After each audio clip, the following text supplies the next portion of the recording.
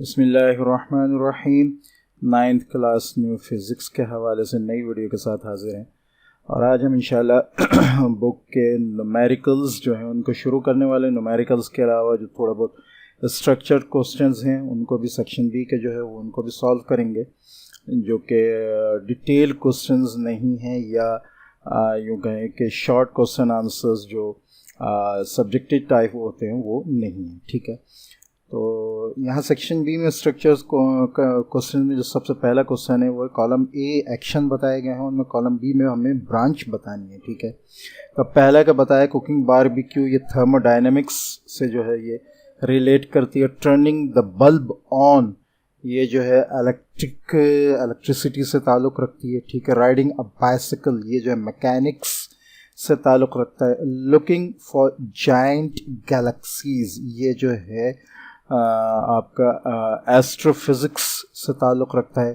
Producing a loud sound, ठीक है, ये साउंड की ब्रांच से जो है वो ताल्लुक़ रखता है। डिस्क्राइबिंग एन एटम, ये जो है एटॉमिक फिज़िक्स से ताल्लुक़ रखता है। और ऑब्टेनिंग एनर्जी फ्रॉम अर्थ, अर्थ से जो एनर्जी हासिल की जाती है उससे जो ताल्लुक़ रखता है ये जियो फिज़िक्स से ताल्लुक़ रखता है। ठीक है, और ये थोड़ा सा वो था जिसमें हमें ब्रांचेस बताने थे मुख्तलिफ एक्शंस के। नंबर 2 आपके पास फिज़िकल क्वांटिटी, एसआई यूनिट और टाइप में से कुछ चीज़ें बताई गई हैं। टाइप से मुराद ये कि फंडामेंटल क्वांटिटी है या डिराइव्ड क्वांटिटी है, ये बताना है यहाँ पे। ठीक है, तो फिज़िकल क्वांटिटी में सबसे पहले जो है वो आपको दिया है एम्पेयर। ठीक है, अच्छा, आई थिंक कि इसमें यूनिट और फिज़िकल क्वांटिटी और टाइप को भी मिक्स किया हुआ, क्योंकि एम्पेयर जो है वो असल में एसआई यूनिट है इलेक्ट्रिक करंट की, तो एम्पेयर एसआई यूनिट में आएगा। ठीक है, यहाँ पे तो यहाँ पर आ जाएगा आपका इलेक्ट्रिक करंट।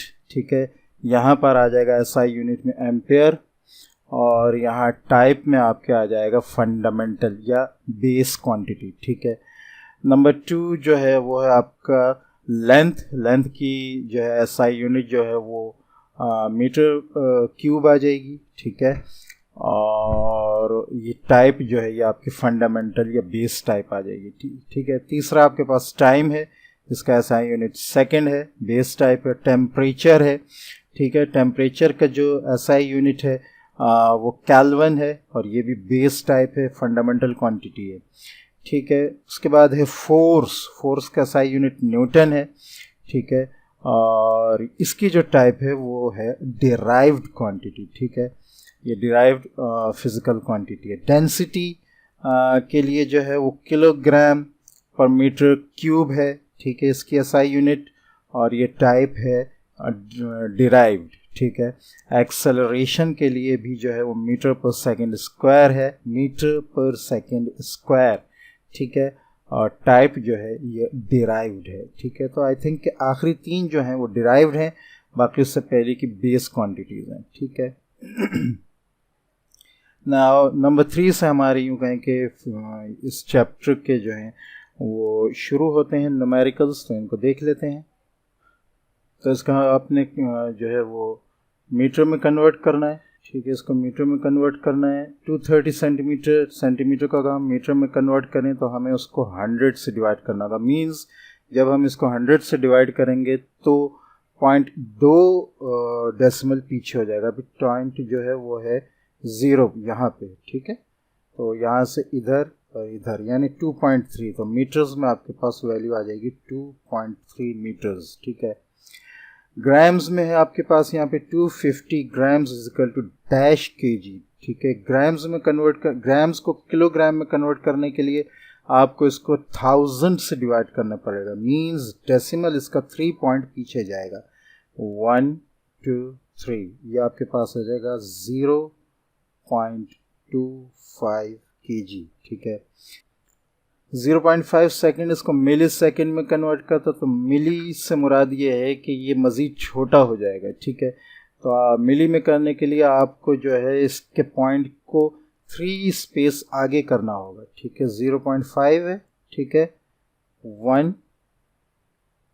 2 3, यह आ जाएगा 5000। मीन्स के 5000 मिली सेकेंड आपके पास इसका जो आ जाएगा। इसी तरह 0.8 मीटर है, इसको मिलीमीटर में कन्वर्ट करना है, ठीक है, तो 0.8, ठीक है, यहाँ से 1 2 3, ठीक है, मीन्स के ये आपके पास आ जाएगा अच्छा यहाँ जो है 1 2 3 5000 नहीं 500 हुआ है, मैंने 5000 लिख दिया है, ठीक है, तो इसको सही कर लेते हैं, ये आ जाएगा 500 मिली सेकेंड, ठीक है, इसको करेक्ट कर लें, ठीक है। इसी तरह यहाँ पर जो है ये 800 मिलीमीटर आ जाएगा, ठीक है, पॉइंट जो है 3 स्पेस आगे हो जाएगा। 350 मिली सेकेंड है, इसको सेकेंड में कन्वर्ट करना है, तो अब चूंकि बड़ा होगा तो मीन्स के पॉइंट जो है वो 3 स्पेस पीछे जाएगा। यहाँ पे है पॉइंट 0 से आगे 1 2 3, तो ये आ जाएगा 0.35, ठीक है, यहाँ से इधर 2 3 यहाँ तक आ गया, तो ये हो गया आपका 0.35 सेकेंड्स, ठीक है। अच्छा जी, फिर ये है 1.2 किलोग्राम ग्राम, ठीक है, तो इसको हमें 1000 से मल्टीप्लाई करना होगा। 1.2 को हम 1000 से मल्टीप्लाई कर मीन्स इसको 3 स्पेस आगे लेके जाएंगे, 1 2 3, तो ये आपका हो जाएगा 1200 ग्राम्स, 1200 ग्राम्स हो जाएगा, ठीक है। अगर वैल्यूज़ आपको सही याद हैं, ठीक है, पावर्स मुख्तलिफ वैल्यूज़ की याद हैं, तो आप इसको बहुत अच्छी तरह जो है वो सॉल्व कर सकते हैं। आई होप ये आपने कर लिया होगा, ठीक है, और ये बहुत अच्छी तरह समझ में भी आ गया होगा, तो मैं इसको मिटा देता हूँ, ठीक है। नाउ अब नेक्स्ट देख लेते हैं, नेक्स्ट क्या है, ठीक है।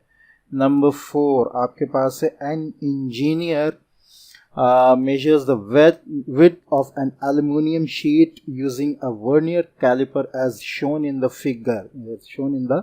given figure, ठीक है, तो ये गिवन फिगर है, तो ये आपके सामने आ गया, ठीक है। अभी हमें मालूम इसमें क्या करना है, what is the measurement of the width of the aluminium sheet which gives more precise measurement, vernier calliper, screw gauge और मीटर रूल, ठीक है। इन दोनों के जवाब में पहले तो हम मेजरमेंट देखेंगे, वेट देखेंगे एल्यूमिनियम शीट की कि वो क्या है, ठीक है। तो अगर हम यहाँ गौर से देखें तो जो हमारा मेन स्केल रीडिंग है जो हमारी आ रही है वो आ रही 3.9, यानी 0 जहाँ मैच कर रहा है लास्ट, ठीक है, ये देखें ये पॉइंट जो है ये मैच कर रहा है 3.9 और 4 के दरमियान, ठीक है। डाटा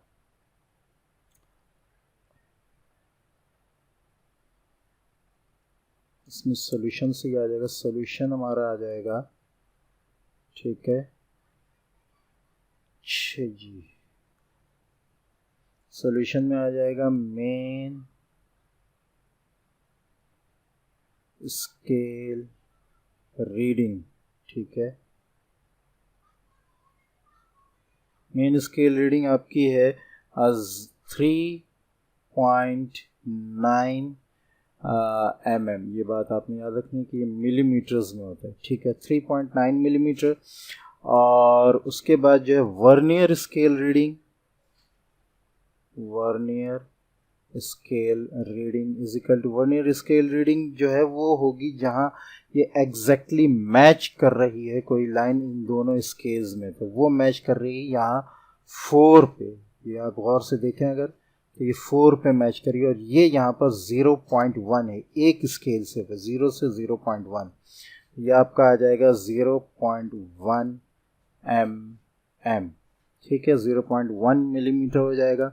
टोटल रीडिंग आपकी अब आ जाएगी, विड्थ आपकी क्या है वर्नियर कैलिपर में, टोटल रीडिंग है, इन दोनों को प्लस करेंगे तो आपके पास 4.0 मिलीमीटर, ये आपकी टोटल रीडिंग आ जाएगी, विड्थ जो है उस एल्युमिनियम शीट की जो कि यहाँ रखी गई है, ठीक है। दूसरा सवाल इन्होंने किया है which gives more precise measurement, तो ये याद रखें कि इन तीनों में से जो है वो सबसे ज़्यादा अच्छी मेजरमेंट स्क्रू गॉज की होती है, उसके बाद वर्नियर कैलिपर की, उसके बाद मीटर रूल की, ठीक है।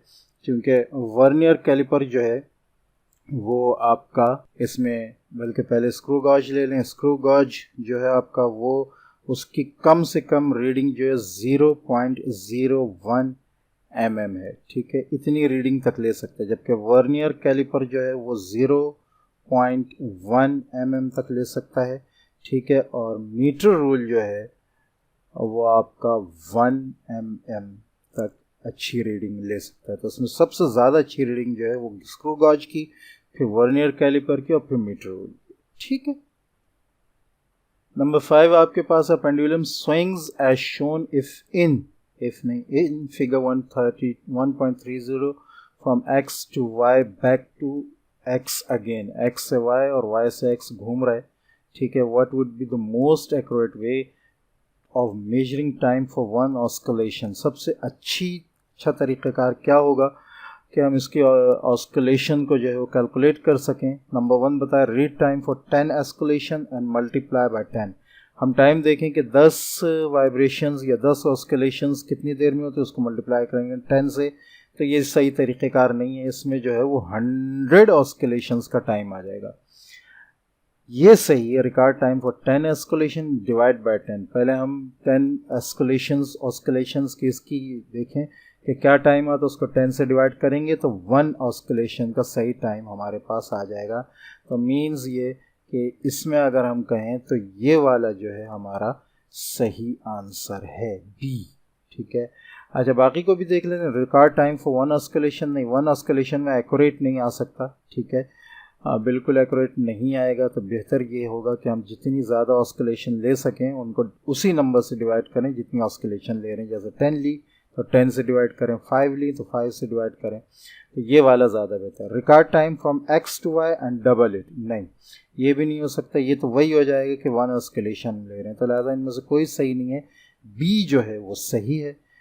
इंस्ट्रूमेंट इन्होंने मांगा है कि इंस्ट्रूमेंट हम किससे ले सकते हैं, तो इसके लिए हम स्टॉप वॉच को जो है वो यूज़ कर सकते हैं। नेक्स्ट क्वेश्चन आपका जो है उसमें इन्होंने प्रीफिक्सेस दिए हैं, ठीक है। Right the correct prefix notation, सही प्रीफिक्स नोटेशन मांगी है इन्होंने, ठीक है।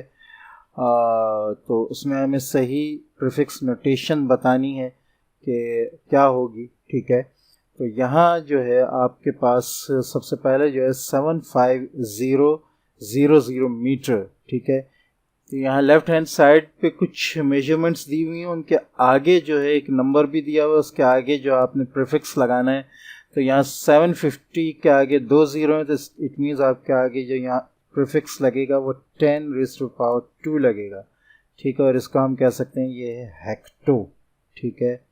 इसको मैं दोबारा लिख देता हूँ, ये आपके पास आ जाएगा 750 मल्टीप्लाई बाय 10⁻², ठीक है, मीटर, हेक्टो, ठीक है। दूसरा आपके पास है 1 मल्टीप्लाई बाय, क्योंकि 3 0 है, ठीक है, तो ये आपके पास आ जाएगा, ये 1 नहीं होगा बल्कि ये 2 होगा, इन्होंने 1 लिखा है, ये 2 होगा, 2 मल्टीप्लाई बाय 10⁻⁻3, ठीक है, -3 सेकेंड, ठीक है। तो ये जो है आपके पास आ जाएगा मिली, ठीक है। अच्छा, ये आपके पास हैं 1 2 3 4 5 6, ठीक है, 6 हैं, मीन्स कि ये यहाँ 1 है तो 1 मल्टीप्लाई बाय 10⁻⁻6 ग्राम्स आ जाएगा इसका आपके पास जवाब, ठीक है। और ये है माइक्रो, -6 जो है वो होता है माइक्रो।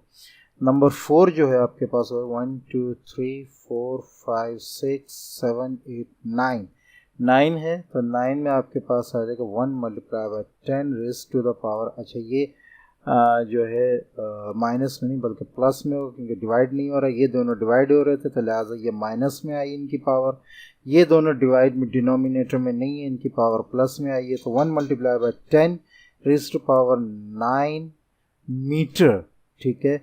और ⁻⁹ मीन्स ये आपका होगा गीगा, ठीक है। तो इसका प्रीफिक्स है हेक्टो, इसका प्रीफिक्स है मिली, इसका प्रीफिक्स है माइक्रो और इसका प्रीफिक्स है गीगा। और इसको हम यूं कहेंगे कि जैसे 750 हेक्टोमीटर, ठीक है, 2 मिलीसेकेंड, 1 माइक्रोग्राम और 1 गीगा मीटर, ठीक है।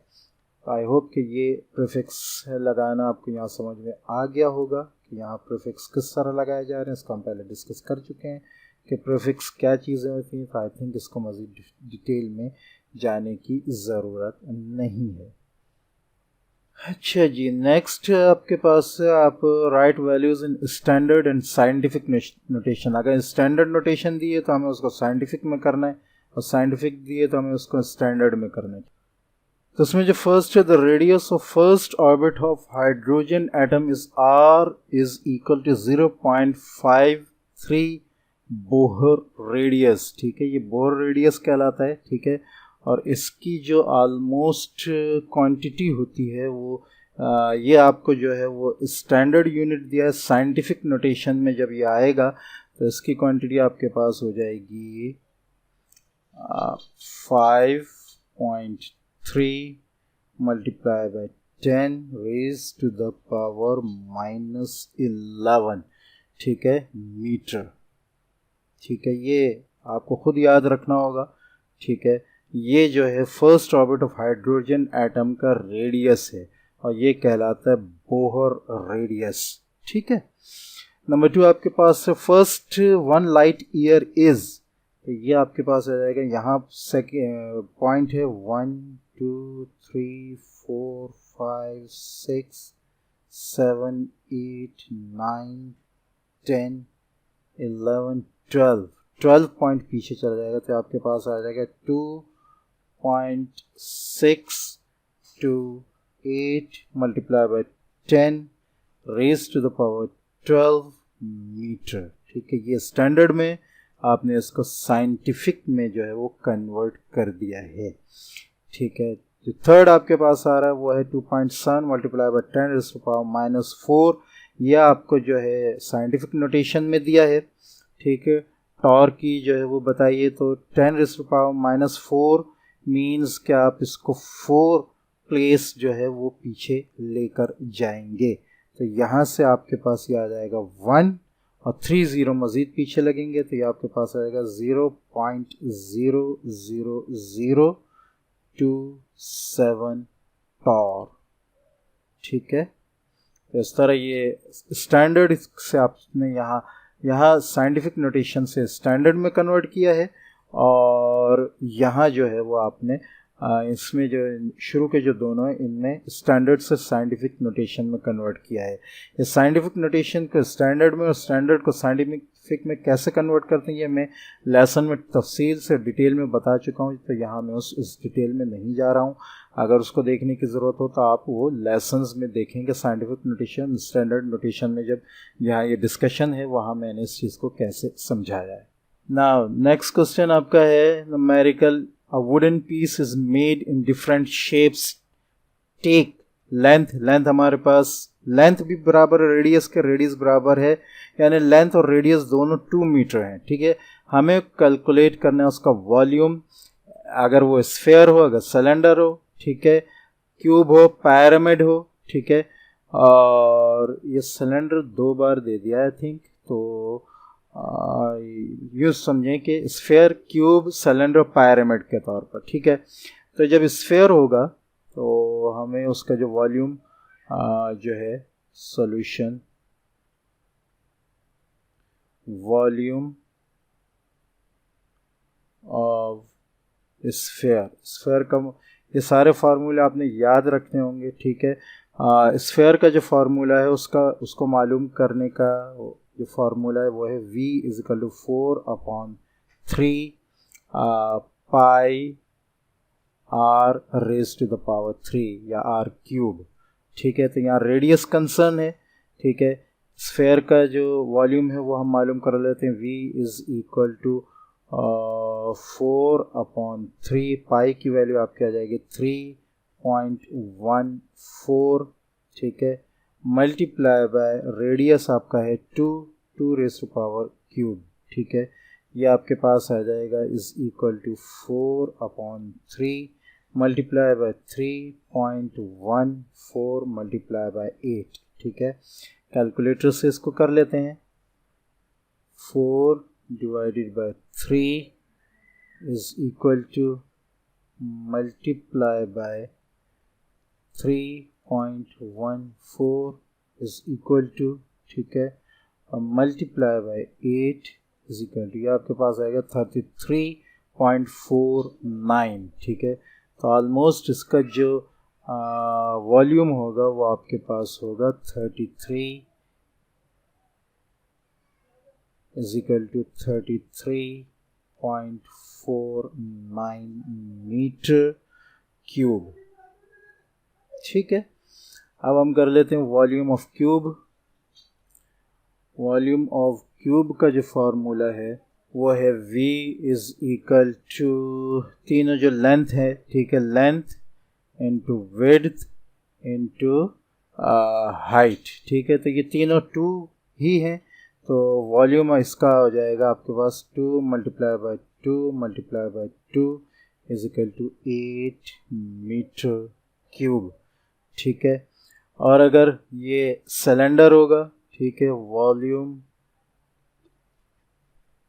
ऑफ सिलेंडर, ठीक है, ये आपके पास आ जाएगा v is equal to pi r square h, ठीक है। तो इसमें पाई की वैल्यू आ जाएगी 3.14 मल्टीप्लाई बाय रेडियस आपका है 2, ठीक है, 2 स्क्वायर, हम डायरेक्ट इसको 4 लिख लेते हैं, ठीक है, मल्टीप्लाई बाय हाइट आपकी है 2 जो लेंथ ही है, ठीक है। तो अब इसको मल्टीप्लाई कर लेते हैं, 3.14 multiply by 4 multiply by 2 is equal to 25.12 metre cube. तो ये आपके पास आ जाएगा is equal to 25.12 metre cube, ठीक है।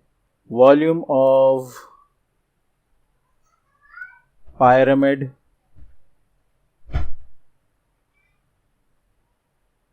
ठीक है, pyramid का जो वॉल्यूम है वो उसका formula v is equal to 1/3 L square h। ये फार्मूले आपने असल में याद रखने, ठीक है। तो ये आपके पास आ जाएगा 1/3, ठीक है, multiply by 2 square multiply by 2, ठीक है, ये आपके पास आ जाएगा 1/3 मल्टीप्लाई बाय 4 मल्टीप्लाई बाय 2, ठीक है। तो ये आपके पास आ जाएगा इज इक्वल टू 4 2 8 8/3। तो 8 को हम 3 से डिवाइड कर लेते हैं, 8 divided by 3 is equal to 2.66, ठीक है। तो ये आपका यहाँ पे आंसर आ जाएगा 2.666 मीटर क्यूब, ठीक है। तो ये चारों वॉल्यूम आपने निकाल लिए हैं इस क्वेश्चन में, ठीक है। नेक्स्ट क्वेश्चन देख लेते हैं कि नेक्स्ट हमारे पास क्वेश्चन क्या है। नेक्स्ट आपके पास है find the density of wood as a sphere and cube if the mass of wood is 1 kg। Density मालूम करनी है। आगे पूछे is there any change in the density due to shape, ठीक है, शेप की वजह से कोई डेंसिटी में कोई फर्क आता है या नहीं। पहले हम डेंसिटी मालूम करते हैं, ठीक है, तो हमारे पास इसका फिर आंसर आ जाएगा, ठीक है। क्वेश्चन नंबर 9 है, ठीक है। पहले इसका डाटा लिख लेते हैं। डाटा हमारे पास है, ठीक है, मास ऑफ वुड, ठीक है, मास ऑफ वुड, ठीक है, is equal to m is equal to 1 kg, ठीक है।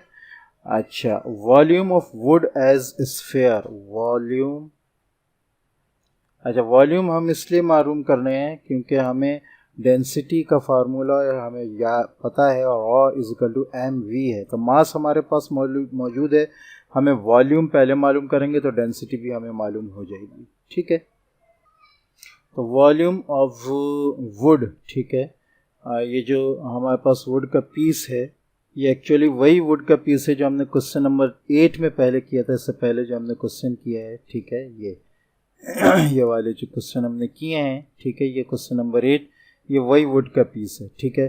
तो अगर हमें याद हो तो हमने जो वॉल्यूम ऑफ वुड एज कहना चाहिए sphere, volume of wood as sphere जो किया था वो आप वीडियो पीछे करके देख सकते हैं। वो हमारा आया था यहाँ पे 33.49 मीटर, ठीक है, क्यूब, ठीक है। तो हम यही वैल्यू जो पुट करेंगे तो आपके पास डेंसिटी जो है उसकी आ जाएगी, density is equal to rho is equal to M V, means कि आपके पास जो है 1/33.49 यह आपके पास इसकी वैल्यू आ जाएगी। तो इसका हम डिवाइड कर लेते हैं, 1 divided by 33.49 is equal to, ये आपके पास आएगा 0.029 is equal to 0.0 0.029 kilogram per metre cube. ये आपकी डेंसिटी आ गई है एज स्फीयर। ठीक है, अब हम इसको इसी के नीचे कर लेते हैं। ठीक है, density of wood as cube. ठीक है, तो मास यही आपका आ जाएगा। ठीक है, यहाँ वॉल्यूम हमने जो मालूम किया था as cube, volume as cube जो क्वेश्चन नंबर 8 में हमने मालूम किया था, वहाँ हमारे पास आया था 8 मीटर पर क्यूब, 8 मीटर क्यूब। ठीक है, और इसी केस से हम डेंसिटी को मालूम करते हैं। Density is equal to rho is equal to M upon V. तो मास हमारे पास है 1 और वॉल्यूम हमारे पास है 8। तो 1 को जब हम 8 से डिवाइड करेंगे तो हमारे पास इसका आंसर आ जाएगा, बल्कि इसको भी कैलकुलेटर से निकाल लेते हैं हम। ठीक है, 1 divided by 8 is equal to 0.125। ठीक है, तो ये आपके पास आ जाएगा is equal to 0.125 kilogram per metre cube. ठीक है, तो अब आप देख सकते हैं कि इसकी डेंसिटी अलग आई है, इसकी डेंसिटी अलग आई है। ठीक है, तो मीन्स के शेप की वजह से डेंसिटी भी चेंज हो सकती है। बेसिकली हमें इस क्वेश्चन में जो वॉल्यूम है वो पिछले क्वेश्चन से उठाना है। ठीक है, जो क्वेश्चन नंबर 8 था, तो यूं कहें कि यहाँ ये दोनों क्वेश्चन एक हो जाएंगे, वॉल्यूम हम वहाँ से लेंगे तो हमारा ये क्वेश्चन जो है वो सॉल्व हो जाएगा। ठीक है, नेक्स्ट आपका क्वेश्चन है, a measuring cylinder is filled with 500 cc water, a stone of mass 20 gram is immersed in the cylinder such that water level rises up to 800 cc। 500 cc था, 800 cc तक चला गया। 20 ग्राम का हमने मास जो है वो इमर्ज किया है। तो what statement is correct? The difference between the readings gives the density of a stone. जो रीडिंग्स हैं उनसे जो है हमें डेंसिटी ऑफ स्टोन पता चलती है। ठीक है, अच्छा, दूसरा, the difference between the readings give the volume of the stone. दोनों का जो डिफरेंस है वो हमें वॉल्यूम, स्टोन का जो है वो वॉल्यूम बताता है। The final reading gives the density of stone और final reading gives the volume of stone. तो इसमें बेसिकली जो आंसर सही है वो है the difference between the readings give the volume of the stone. यानी पहले हमारे पास 500 था, उसके बाद हमारे पास 800 आया, 800 से हम 500 को माइनस करेंगे तो हमारे पास 300 cc जो है ये आ जाएगी रीडिंग। ठीक है, मीन्स कि हमारा जो ये स्टोन है ये है 300 सेंटीमीटर क्यूब। ठीक है, ये इसकी फाइनल रीडिंग आएगी। तो इसमें जो बी जो है ऑप्शन वो सही है। तो आज हमने यूनिट 1 के एमसीक्यूज को जो है वो न्यूमेरिकल्स को जो है वो सॉल्व कर लिया। नेक्स्ट इंशाल्लाह हम यूनिट 2 के न्यूमेरिकल्स को सॉल्व करेंगे। अस्सलामु अलैकुम व रहमतुल्लाहि व बरकातुहू।